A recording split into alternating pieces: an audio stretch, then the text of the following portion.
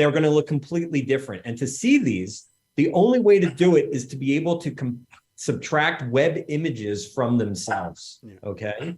And so you can't compare Webb to any other telescope because no other telescope can see to the edge of the universe.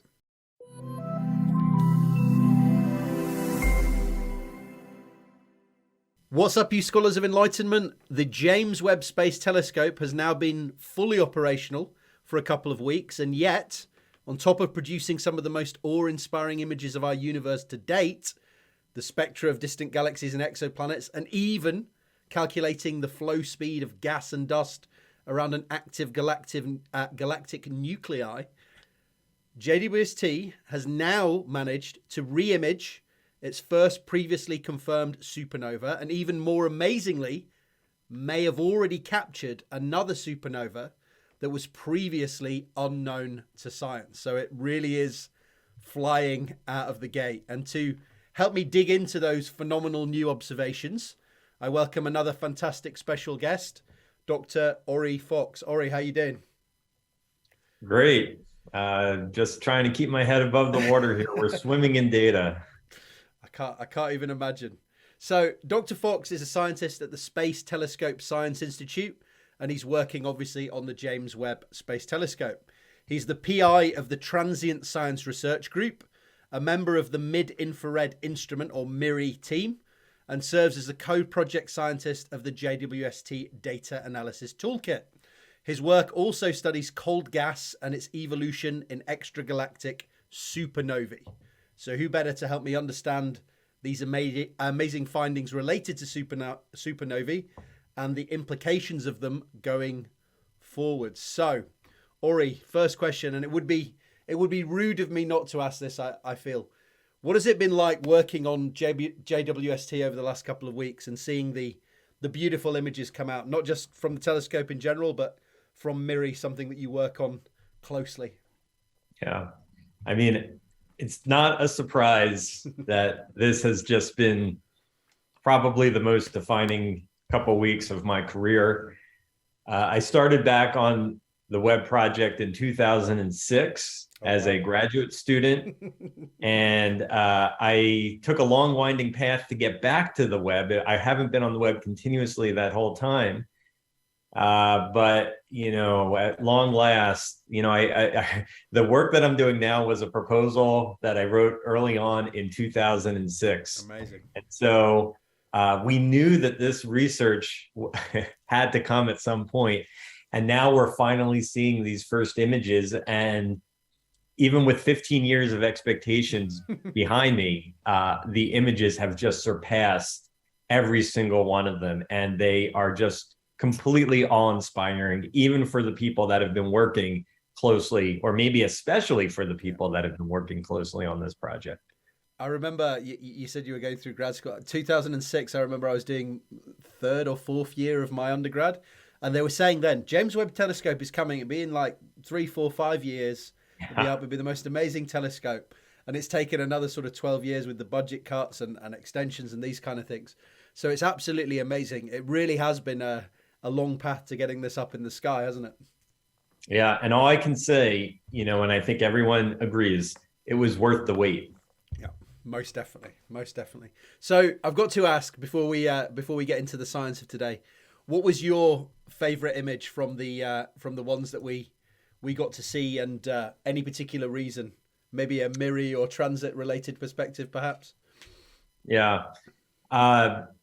So I think the most popular image from my, internal unofficial survey has been this image that you have on the screen now. I've got to say it was my favorite as well. I've seen it on mugs and people's doors and screensavers and all over the place. This seems to be the one that people have really resonated to. Yeah, it's called the Carina Nebula. And actually, I believe that this is offset from the actual Carina Nebula. And so if you zoomed out, you would see the Carina Nebula is a little bit offset from this. This is just a fantastic dynamic environment where you are seeing stars being born. You're seeing the wind from a stellar nursery pushing out into this, clouds of molecular material. You're seeing that border. You're seeing all sorts of things happening. But in the end of the day, you also just have this beautiful contrast, right, between the two colors, and it just captures your imagination. So that's just phenomenal. And so that's my favorite one. But my second favorite, because I think that's everyone's favorite, is probably the Southern Ring Nebula. This is so cool. And the reason this one's particularly cool is, there's been a lot on the releases. I'm really glad you brought up this image just like this, because this one holds a special spot in my heart because of the MIRI observations. One thing that you can see that stands out as a difference between the MIRI and the NIRCam. So, for the users, the NIRCam is the near infrared camera, and MIRI is the mid infrared instrument. And so they cover two different wavelength regimes. And traditionally, we say mid infrared can see further through gas and dust that might be obscuring shorter wavelength light. And so in this case, what you're able to see is that second binary star, if you zoom all the way in that inner nucleus there. And so that just pops out at you. And so to understand where this nebula is coming from, you have to understand the fact that the material from the central star is being stripped by a companion star. And with the mid-infrared, you're able to see that dynamic right there, and you're able to see the multiple shells of material that's getting stripped off in sort of, a spiral pattern. And so again, there's just so much going on here. And one other side note, if you missed it, there's a hidden, inside of all this gas and dust, you can see through with the mid-infrared instrument, and you can see background stuff that's happening. And if you look closely on the left-hand side, I don't know if you can zoom in. I think is it this one here? Is that the one? It might be. I thought it was a little bit closer than that, but that might be it. Maybe I have to click on the particular image and... you're able to see this background galaxy just popping out, which is just really cool. It's like hiding in there. I think it might be this one. Yeah, I think it's actually a little bit closer in. I don't have access to your screen. It might be that green thing there. Right, okay.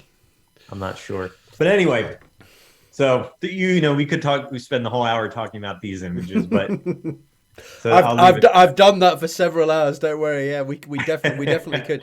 And it's amazing actually the amount of science, and we're going to come on to a little bit of that science as well. How much science people have got out of just these images and just the data from those images, and obviously there must be a lot of other data that has not been made accessible to the public yet. On top of that, but the amount of science people have got just out of these 5 or 6 images has been phenomenal so far. Unbelievable. So moving into a little bit more of the specific science that you do. So you work on the transient science research group. What kind of things are we talking about here, and what kind of things are we looking at in the sky when we're talking about transients? Yeah. Typically, transient refers to anything that's changing on a relatively short time scale. A lot of people think that our sky is constant. You look up, you see the same thing every night. But if you look closely, things are changing on not just yearly or lifetime timescales, but nightly timescales, and even hour or even second long timescales. And so transient astronomy really takes into account all of that. I know you sent me a list in advance that encompasses a lot of different things that are changing in our night sky, but our particular group, when we say transient science and astronomy, we typically refer to explosive types of transients. It doesn't have to be that, but that's typically what it refers to. And so that includes things like supernovae, which are the death of stars, gamma ray bursts, which are what we think are mergers of dead sort of compact object systems. And now this includes gravitational wave events and kilonovae. You might have interacting and colliding black hole events, for example, which don't necessarily produce an optical outburst, but produce a gravitational wave outburst. Okay, so that's encompassed in our group as well. We also have experts in our group that study these stars that get ripped apart by supermassive black holes at the centers, the nuclei of galaxies, and this ripping apart creates what we call tidal disruption event. And so these are all the types of things that our group looks at. So it's things that are here tonight that might not be here tomorrow, or vice versa, I guess. Things that are changing in the sky on a reasonable timescale. So why does supernovas fall into this transient bucket? I guess because they explode and then they dim over time. Is this kind of the idea as to why supernovae would be such an important part of this transient study? For sure, yeah. Supernovae are probably the most common types of transients, and so that's normally the thing that people are looking for on a night-to-night basis. These are the most common.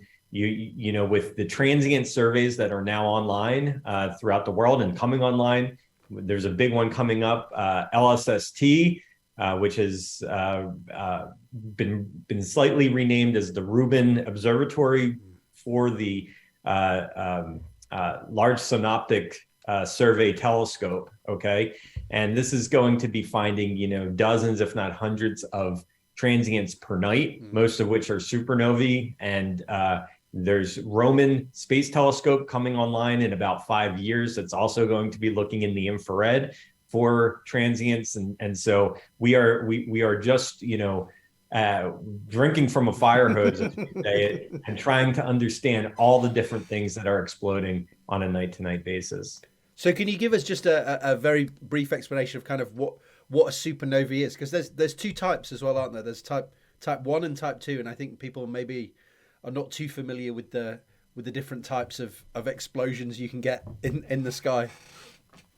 Yeah, the history here is a great story, like all things in astronomy. Every astronomy classification system has a good story behind it. And, you know, people have been noticing that things are changing in the sky for a couple thousand years. You know, we can talk, I know you want to talk a little bit more later, maybe about supernova remnants of supernovae that went off that you could see with your naked eye from the ground. Yeah. And there are back, you know, thousands of years, these things were documented, and you can now still see the remnants of those nearby explosions still expanding outward. And these incredible pictures, I mean, this is definitely going to be part of some of the early JWST images, are these supernova remnants.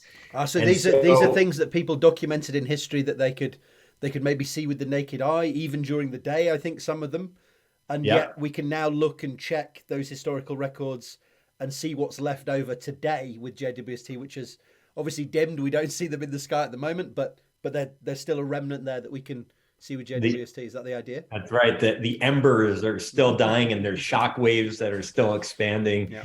And we already have images from Hubble. I mean, some of these things are amazing, but with the Webb, we're just going to see a whole new, you know, regime. And so in the early 1900s, once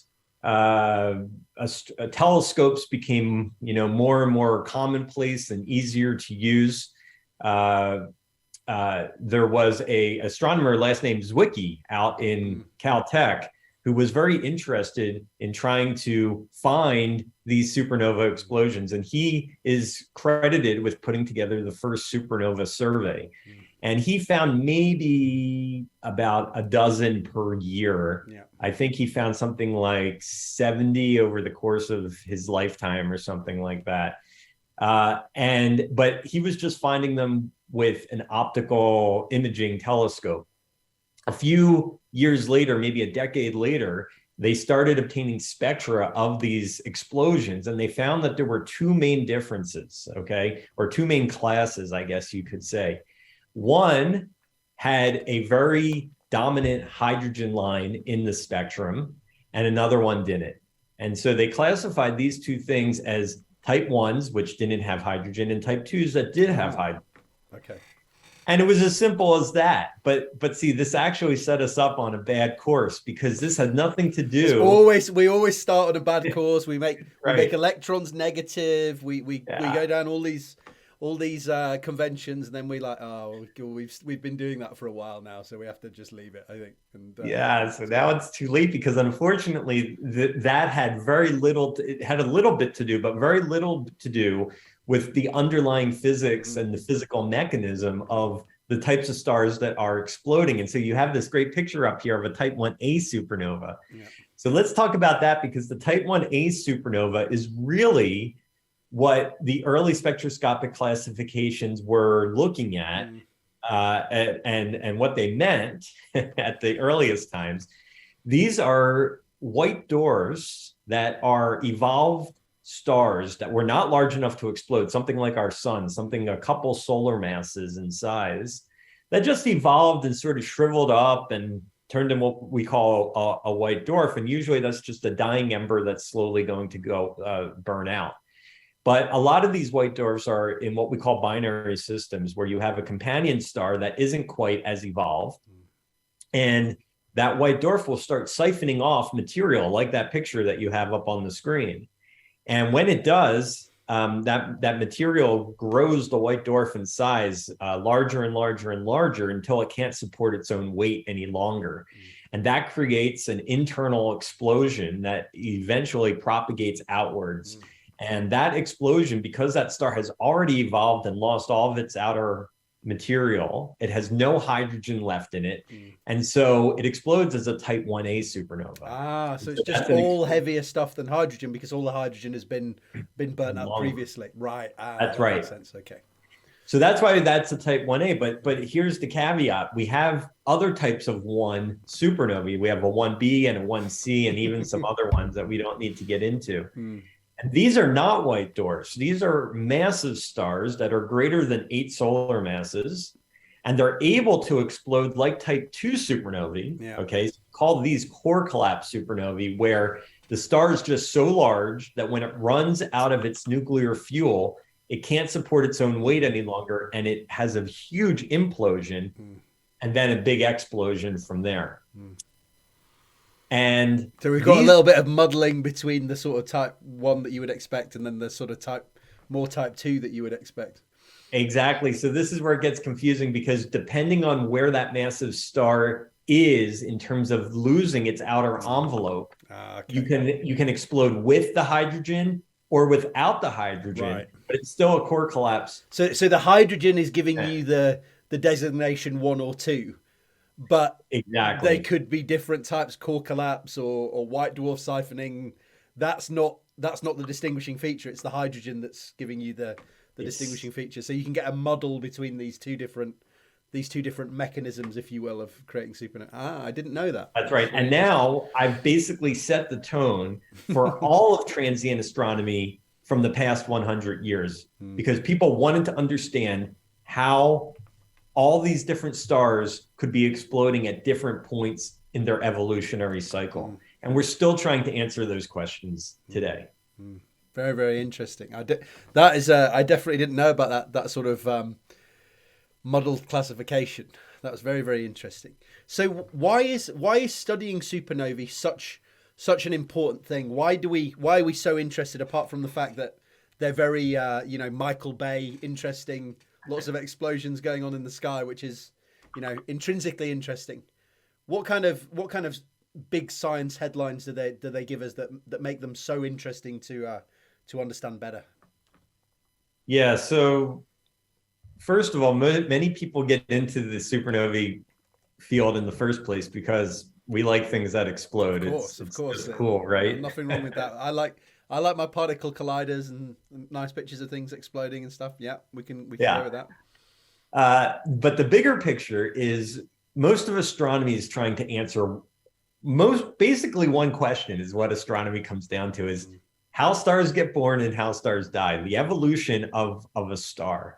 Now, there's a lot of other components that get wrapped up into that, but that's sort of the foundation of all astronomy. If you don't know how stars form or how stars die, you can't answer almost anything else. How did the universe, evolve? They're most of the things we see in the sky, the big bright dots, right? So we need to understand them because they're mostly the thing that we're looking at when we're looking out into the universe. Exactly. And so understanding stellar death is like a huge component of astronomy, just from the very fundamental nature of what we're trying to answer, which is how did we get here on Earth today, right? I think that's sort of the bottom line question.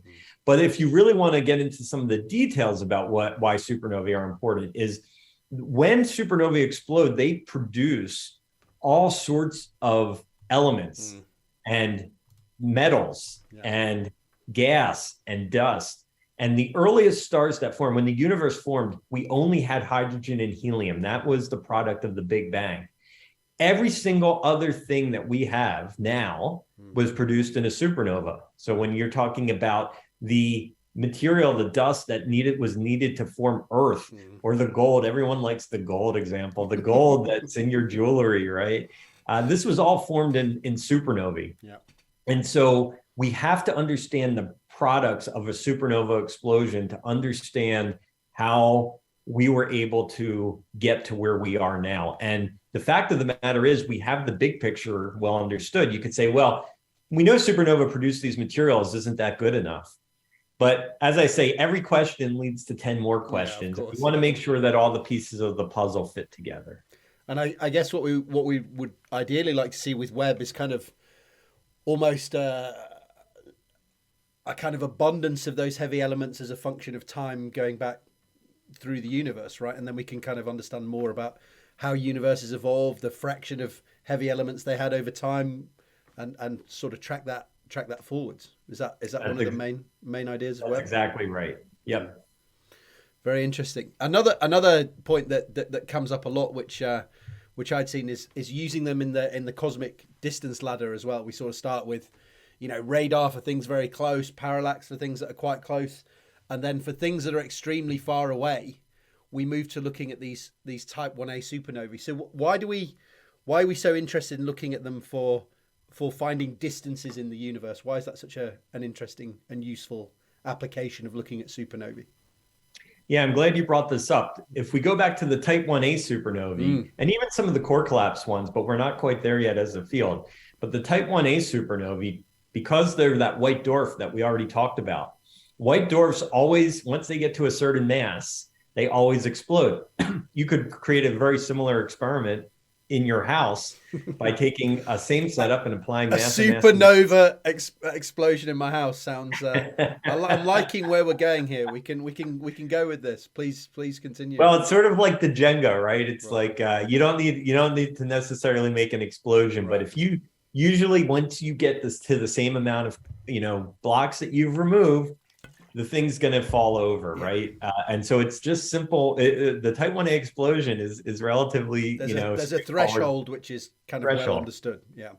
And so what that does is it creates a standardized explosion that is, more or less the same brightness, and no matter, what white dwarf is exploding. And so if you know the brightness of that explosion, and you look in the sky and you see that apparent brightness of what's going on. Yeah, that's right. You sort of know how far away it is. The analogy everyone likes to give is you're standing on a road and you see headlights. If you were not familiar with the concept of headlights, you might not realize how far away that car is. But we have this intuitive sense of how far away a car is at night because we've been seeing headlights our whole life, and we know how bright they're supposed to be. And so if they're very dim, it's far away. And if they're very bright, to watch out. And so it's the same concept with Type 1a supernovae. Now, here's the thing. You have to mix in this incredibly exciting concept of the fact that our universe is also expanding. Yeah. Okay. We know our universe is expanding. That's a concept that was just discovered about 100 years ago. Okay, this wasn't obvious by Edwin Hubble, but now it's sort of ingrained in, I think, public knowledge that our universe is expanding. But we know that as you get farther and farther away, things are moving away from you faster and faster and faster. And the experiment that everyone likes to do is you bake a chocolate chip cookie or you blow up. I'm liking your experiments, explosions, cookies. These are all good things that we want to. I have a 5-year-old girl, and I got some basic astronomy, experiments that you can do at home with the kid, and we've been doing these. So nice. So these things, the further and further away your chocolate chips are, in your cookie, the faster they move away from each other. If you put two chocolate chips next to each other in the center, they're not going to move far apart while that cookie bakes. But if they're at the edges, that cookie's going to expand and they're going to move apart quite a bit. So anyway, the point is that our universe is moving apart. And so you can imagine that if you know how fast the universe is moving and you are able to measure how far away your type 1a supernovae are, that there should be a correlation between how fast they're moving and how far away they are. Okay, this is a basic, just straightforward concept. But in the 90s, when they did this experiment, it didn't work out. Yeah, because they found out that objects were moving faster than they were predicted to move at the distance that they were known to be from their luminosity. And this led to the Nobel Prize in 2011. So this is not an easy concept to wrap your head around, but I hope I made it accessible to the fans. This gave rise to the fact that our universe is accelerating. Yeah. Not just expanding, but accelerating. And that led to this concept of dark energy. We don't know why it's accelerating. Was it Reese who got it for that? I can't remember who was the... Yes, it was Adam Reese and Paul Perlmutter. Yeah. So what's dark energy? Well, that's one of the big questions on the horizon for the next decade. And that's why they're building the Roman Space Telescope. We hope that we can disentangle different models that people have been writing models for now 20 years. We don't know what it is. And we hope that by measuring these things out to farther and farther distances with Roman, we're going to be able to distinguish between some of the dark energy. Amazing. And that is all fascinating and amazing stuff. And JWST has already come out of the gate firing, looking for these things. So there's a couple we can discuss today. So one thing it did, before we move on to anything previously unknown to science, it's managed to re-image one of those remnants, as you said, a confirmed supernovae, SN 2013 EJ. What can you tell us about this object? I believe you covered it on Twitter, and this is where I saw you were discussing this. So what's the deal here with Supernovae 2013 EJ? Yeah. So I want to just start off by saying the Webb is not designed to be a transient. It doesn't seem to be designed for a hell of a lot of the stuff that it seems to be able to do, like transits and all sorts of other things. It's a little bit of a Swiss Army knife for these things. Oh, yeah. And we have scheduled observations with the Webb to do transient related science over the course of the next year, including 2 programs that I have scheduled, but not until spring of 2023. There are earlier programs than that with a lot of exciting science that I'm a part of, but my 2 programs are spring of 2023. But it just so happens that we've been observing supernovae as a community for 100 years now. And the Webb is looking at other science observations that serendipitously cover fields where existing supernovae occur. Yeah. But because Webb is so sensitive, we have a chance of detecting supernovae that went off decades ago. We always love science for free in science. If we can get something on the side out of when we're doing another observation, we're sure as hell going to do it. Yeah, and if you look at these from the ground, they're long since faded. These things disappeared years ago. But with Webb, you can still see them. It's just incredible. And so the first example in the first week was this object 13 EJ, which happens to be, in my opinion, one of the most exciting supernovae from the past decade. And it's actually one of the objects I'm going to be looking at with MIRI in 2023. But we got a free preview with NIRCam. So here's the story. The image you have up is the observation with Hubble of supernova 2013 EJ when it exploded in the year 2013. And that's just a small piece of one of the most phenomenal galaxies. I hope we can bring that up. I'm not sure if you have a preview of it. I can pull up a picture if you want it. M74. M74. I might have your Otherwise, I can pull up a picture, but I did that, but don't even show that yet. Not that one yet. Okay, right. That one's gone. If you can pull up Google and just do M74 JWST, a new image just came out, which is just, I mean, it's I'm nuts. not a robot, apparently. We can get past the capture. It should be a purple one. Yeah, do images. So if I go images, this okay, one? do that one of those purple ones, whichever one. Purple ones. Okay. Open image in a new tab. There we go. Okay. So this was just created last week. This is a mirror image of M74. That is beautiful. I mean, just take a minute to stare at this. It's nuts, just what we're looking at. Was this internally released, or was this is this something that's out to the public now as well? So this was made by Gabe Brammer, who I think I mentioned to you. He works on Supernovae and a lot of other things as well. And he just made this on his own system over coffee one morning. It was released to the public through NASA, but he made this colored image that just caught everyone's imagination. It's incredible. I've seen some of his lovely transition images between older telescopes and the JWST images, which I worked up into a video. So yeah, he does a lot of stuff like that. So I'll link that below as well. Yeah.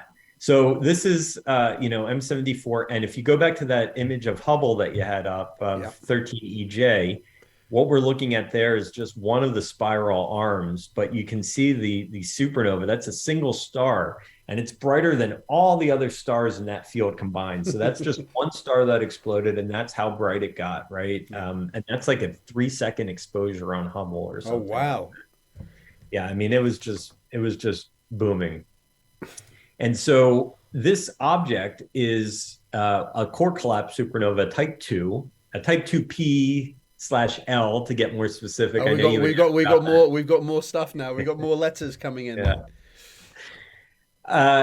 And this is a phenomenal object because, first of all, it's relatively nearby, but also there is people who have studied this object have been able to not only identify what we think is the individual star that exploded in a pre-explosion image. I think you might have that. I think I have that one up. So is it this one?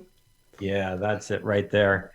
And so this is an image because everyone images M74. It's a very popular galaxy.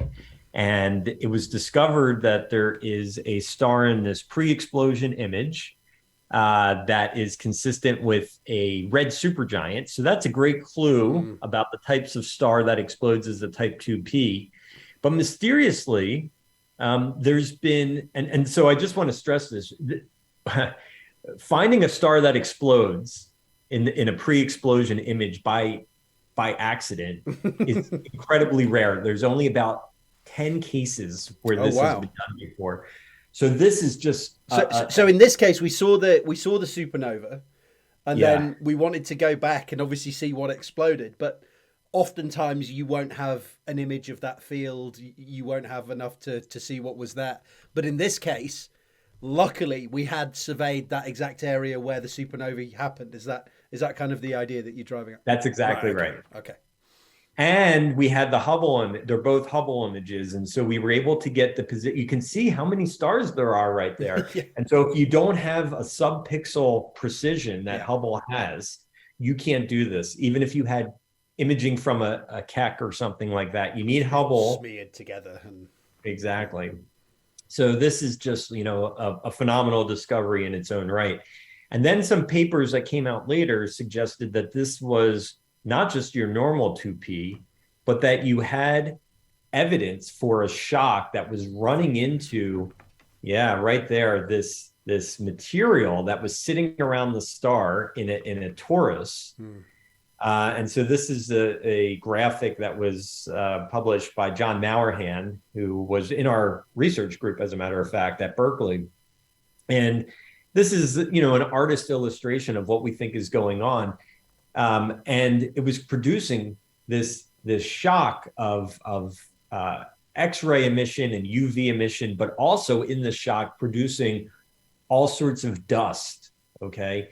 And the beauty of this is if you can measure the amount of shock emission and dust emission, you're able to understand what the circumstellar environment to the supernova looked like when it exploded. Now, this is, okay, I just want to, this is going to get a little technical, but it's such okay. It's a critical point of what we do. If you can understand the environment in which a supernova explodes to that level, you can back out what sort of system led to that environment before the explosion.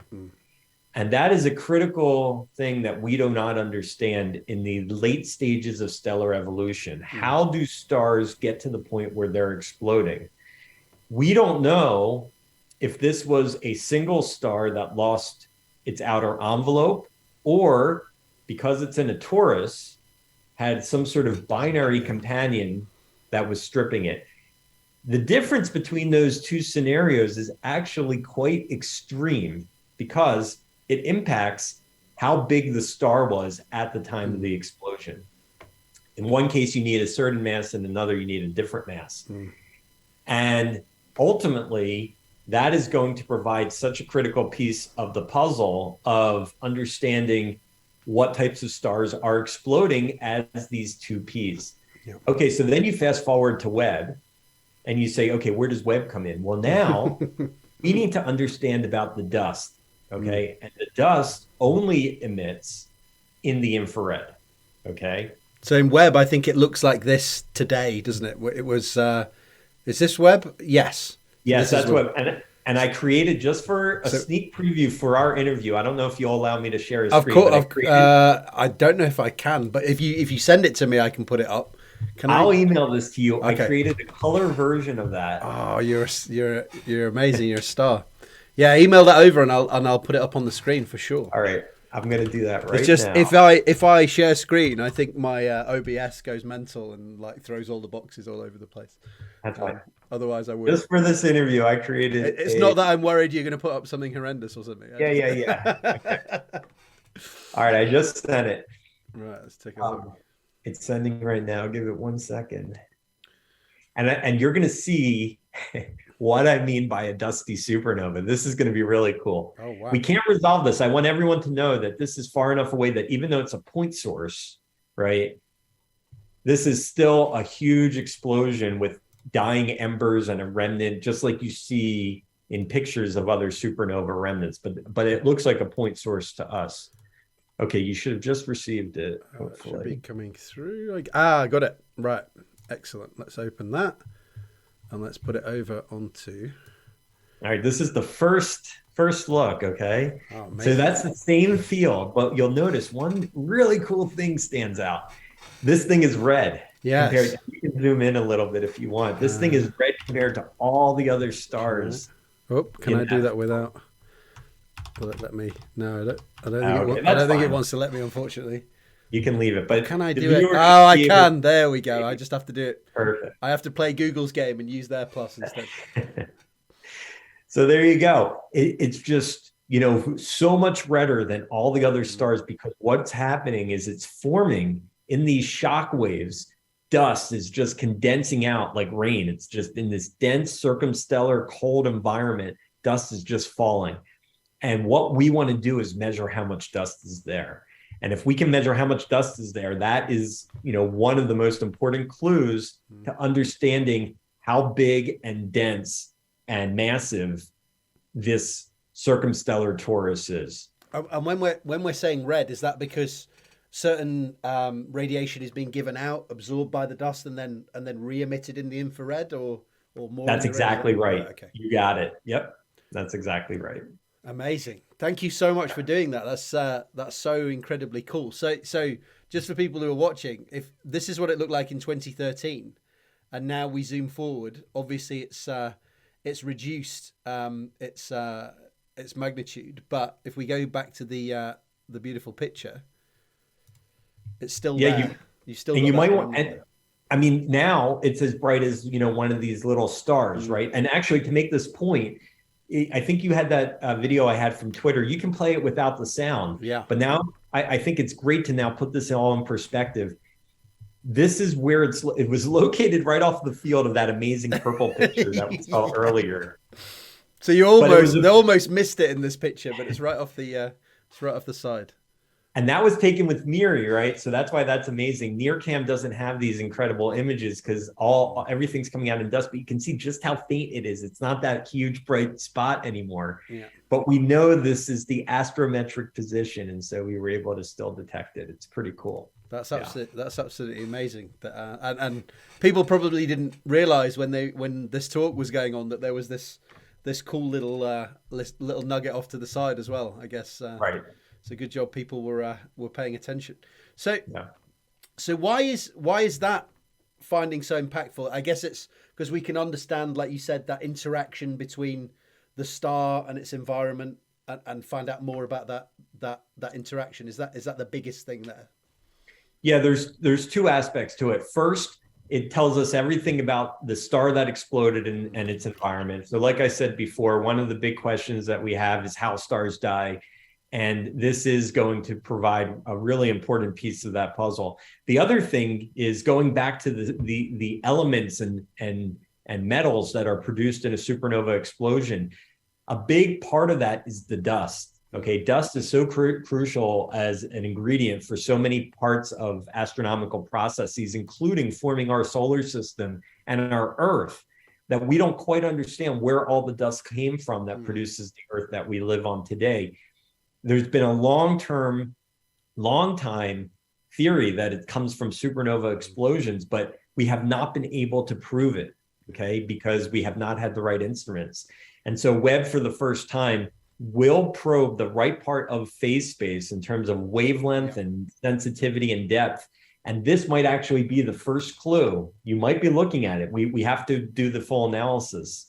But this might be the first clue that supernovae can provide the dust needed to form places like Earth. You saw it here first, folks. Thank you very much for sharing us that. So we could be seeing these puffs of dust essentially coming off from these dying stars that eventually conglomerate to make things or environments like we come from.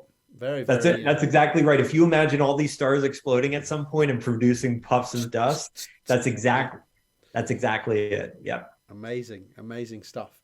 So that's the first one, 2013 EJ, and people might say there's a phenomenal amount of science there. That's amazing, but they might say, oh well, we've kind of seen that before. Yeah. There's another.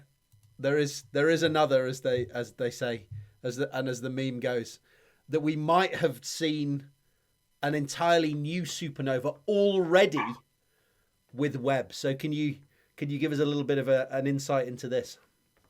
Yeah. So this is really exciting, but I want to preface the fact that this supernova that we think we discovered is a proof of concept on what we can do with Webb. Right.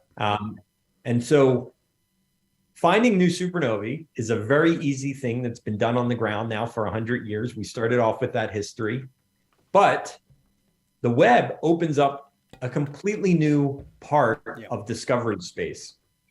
And it's still cool to plant a flag and say first new supernova found by Webb. That is still a cool 100, thing to do. 100%. And I want to just put this in context. Webb is able to see through gas and dust. Yep. It can detect warm gas and dust, and we just talked about that, but it can also see through the cold molecular clouds where stars form. And as we know, Webb was built really to see to the edge of the universe. That was one of the main reasons that Webb was built, to see the first stars and galaxies. And so to discover a supernova from one of these first stars and galaxies at the very edge of the universe, which we expect to be a completely extreme and exotic sort of phenomenon, where you have, because it's only hydrogen, right? Or it's only hydrogen helium star. It's only hydrogen and helium. These stars are bigger than any stars that we know of in our local universe. 150, 200, 300 solar masses that they're going to look completely different. And to see these, the only way to do it is to be able to subtract Webb images from themselves. Okay. And so you can't compare Webb to any other telescope because no other telescope can see to the edge of the universe. So we are building up the foundation to discover supernovae with Webb. And we implemented that technique on week 1 of the observations. Amazing. And we discovered a supernova right off the bat. Now this is shown here. So this is a proof of concept of what you can do all over the sky now that we've got one example of doing this methodology and it showing something sensible. That's right. Exactly. And we had to use Hubble as our template because we don't have enough Webb templates yet. This was a proof of concept, right? And so we used the infrared camera on Hubble, which is a good first start. And we subtracted the two. And you might see in that bottom right corner, the supernova just pops out. I mean, it's just so obvious. Okay. That's not it. That's a bad subtraction from a very bright galaxy. It's going to be the ones with the crosshairs. Ah, okay. Oh, sorry. Yeah, I'm looking away. Yeah, right. That's okay. I just saw the only divot I saw was there, but there's actually a smaller one in here where the crosshairs are. Exactly. And so this is a galaxy that's something I forget the exact number, but it's something like a couple billion light years away already. Okay, so this is pretty old and pretty far. It's not the edge of the universe, but we very quickly, because Hubble can't see to the edge of the universe, and so that was our template. But we do see a point source that was not in Hubble. Now, this is great. It shows our infrastructure works. It shows our ability to subtract images from Webb works, to find things that are new and popping out. But we don't know much about the supernova yet. We have to follow it up. And so we need time on a telescope that can see this far away to get a spectrum to learn more about it. Now, getting that time on a telescope is pretty competitive, especially for something that all you can say is this is the first. We don't know if it's a super exciting supernova or not yet, but we're working behind the scenes to get more follow-up observations of it. So just so that I'm clear what's going on. So what you would suggest doing is essentially having JWSTs looking at a part of the sky, a supernova would happen. Obviously that's going to change. It's going to be a transient thing.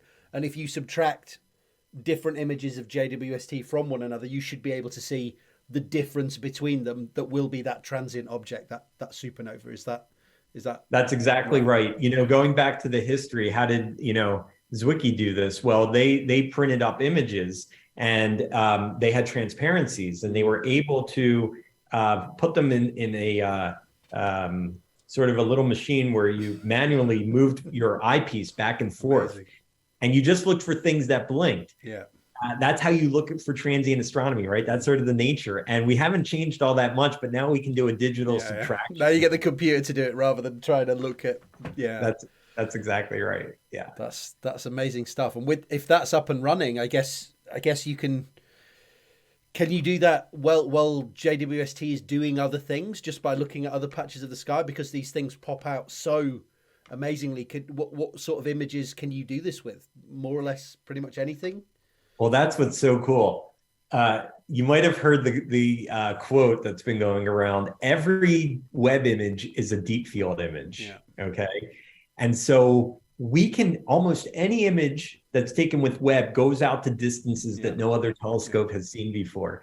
And so as long as, don't tell too many of the other scientists out there, but as long as you can keep track of which part of the sky Webb is looking in, and you find that it goes back to the same part of the sky for whatever reason, a different science program or somebody's following something up or whatever. You can give someone a tap on the shoulder and say, hang on a minute, just can I have a spectrum from this guy, please?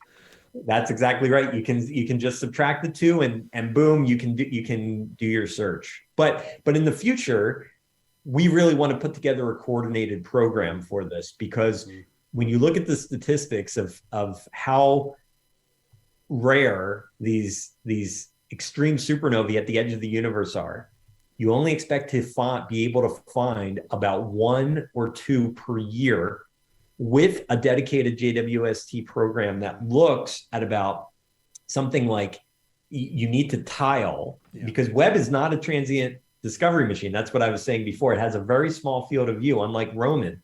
So you need to be able to tile together like a 30 by 30 box and keep monitoring that over the course of like 5 years to build up the statistics that you need to really find this rare event. So do we really want to? Will it be better for transients and supernovae when we get the kind of wider Roman data, and then we can be more specific with Webb in future years of saying, look here, and then here, and then here, and then here. This is where Roman says these things. Well, is that you're asking the exact right question. The problem is there's always a trade-off. Roman doesn't cover the same wavelength ranges as Webb, and it's not as big of a telescope as Webb. Yeah. But it does go out into the near infrared with high sensitivity. So really, if you want my opinion, you need both. Yeah. And so I'm optimistic, especially because the astronomers have identified as transient astronomy is one of the top priorities for the next decade. I'm optimistic that this is going to slowly turn into one of the most promising joint ventures between those two telescopes over the next few years. And if one of the aims is to look back as far as we can, surely supernovae is going to be one of those things that help us to do that, being as bright and as visible as they are. I can't stress that point enough. You can see groups of stars at the edge of the universe when they're combined together, but you really can't see individual stars. The only way to measure individual stars and learn about them is through their explosions. We need to get a gravitationally lensed supernova, or get all these things together and working in our favor, but it's going to be a little bit difficult, I think.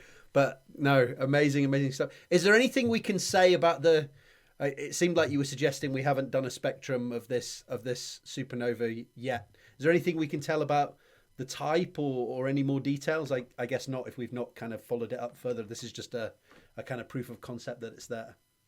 Yeah, we can't tell too much about it yet. We only even have, two colors, two filters. And so there's not all that much we can say, but you can look at the location and the galaxy type and, very quickly you can say, well, this galaxy does appear to have a lot of star formation going on.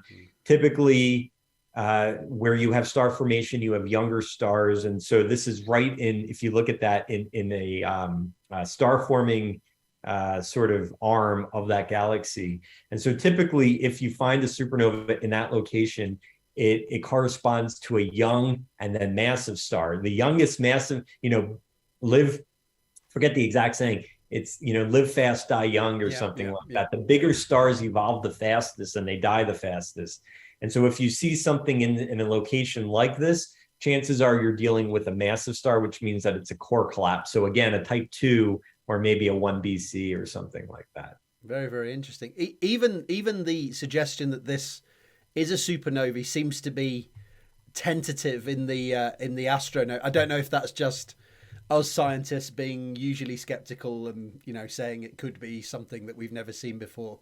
Why is there sort of that tentative wording? Is it just that it could be something that we've not seen before, but we're pretty happy? Yeah, we just want to be careful. We want to keep our fidelity and reputation. So we have to call it as it is. This is clearly a discovery, but we're not going to try to sell it to the community as something that it's not. And so just quite frankly, we have not confirmed it, but that's the nature of the game. But we did discover something new. So what that something new is, we don't know, but it's a proof of concept that the Webb is finding these things and people should keep their eyes out.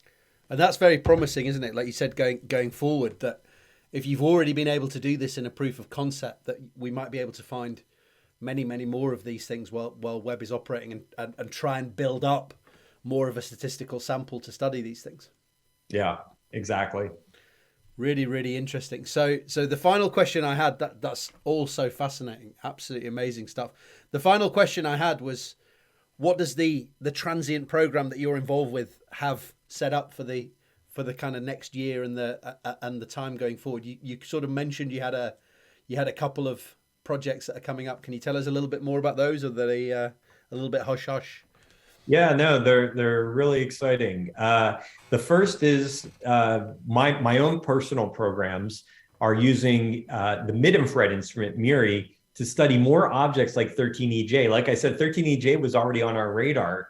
It just so happened that it was observed serendipitously by NIRCam, but we're going to be studying 10 systems like 13EJ in a lot more depth.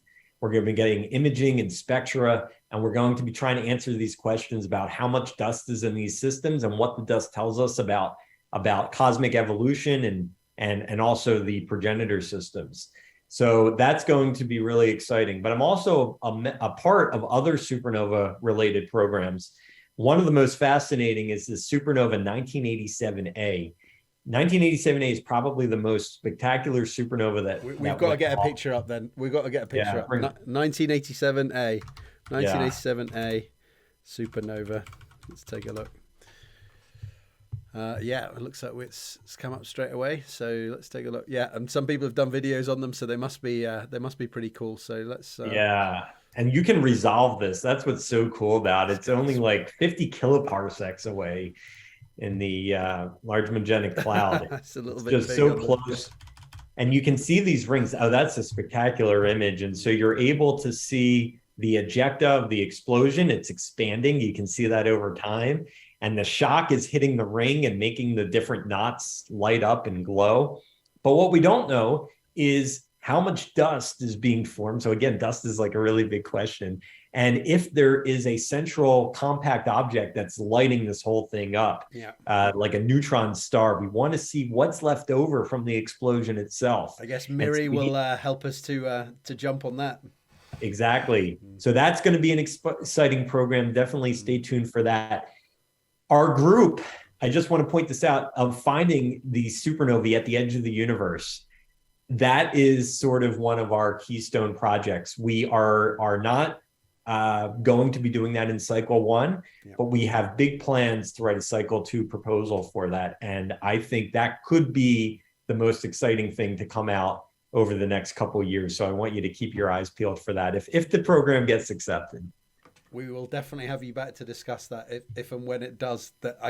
It seems like a very sensible thing to do. So hopefully it will get accepted, and we'll see that in the future. That's really, really, really, really amazing. Ori, thank you so much for taking the time to go through that with me. That was so interesting, and I've learned an awful lot about supernovae that I didn't know before, and just JWST in general. So thank you so much again. I know you must be incredibly, incredibly busy, so we really, really appreciate it. And as I say, hopefully next time something comes down the pipe on this, we can get you back and have another chat. Great. Thanks for having me. It was a pleasure chatting. Great pleasure. Just before you go, is there anywhere that you'd suggest people go to find out more about what's going on in your area of work and the transient specifically? Obviously, there's a lot of stuff coming out from JWST. You said it's like drinking from a fire hose, and it feels a little bit like that, trying to keep up with everything all the amazing science that's coming out. Yeah, I will say that the Space Telescope JWST page, public outreach page, has just done an incredible job keeping people up to date with all of the Webb discoveries. That said, I am going to try to keep people posted on immediate results from transient astronomy through Twitter. Yeah. So you can follow me at Fox_Ori. And maybe on our website as well. Websites are a little bit harder to maintain. Twitter's great for just getting out quick results. And I'll try to link to other people working in transient astronomy. And that's probably the best way to keep up to date with, exciting new images and results. Amazing. I'll make sure all of those links are down in the description. Ori, thank you so much again for taking the time. Got an exciting weekend planned, or do you just need to sleep? Well, we're going to the Jersey Shore, which is where my parents are from, and we're going to do a little family visit. So that should be good. We're looking forward to it. Sounds like you deserve a little bit of time off. So I hope you enjoy that, and let's chat again soon, buddy. All right. Thanks for having me, Sam. Pleasure. Take care now. Bye. Bye now. Bye-bye. I want to know what you think, because you're the scholars of enlightenment that I do this for. So please take a moment, if you wish, to let me know down in the comment section. And if you like this video, please consider leaving a like, subscribing, setting up notifications, and sharing this video more widely. I can't tell you how much these simple actions help me out and how much I'd appreciate it. Thanks for watching. Thanks for being scientific. Thanks for being bad.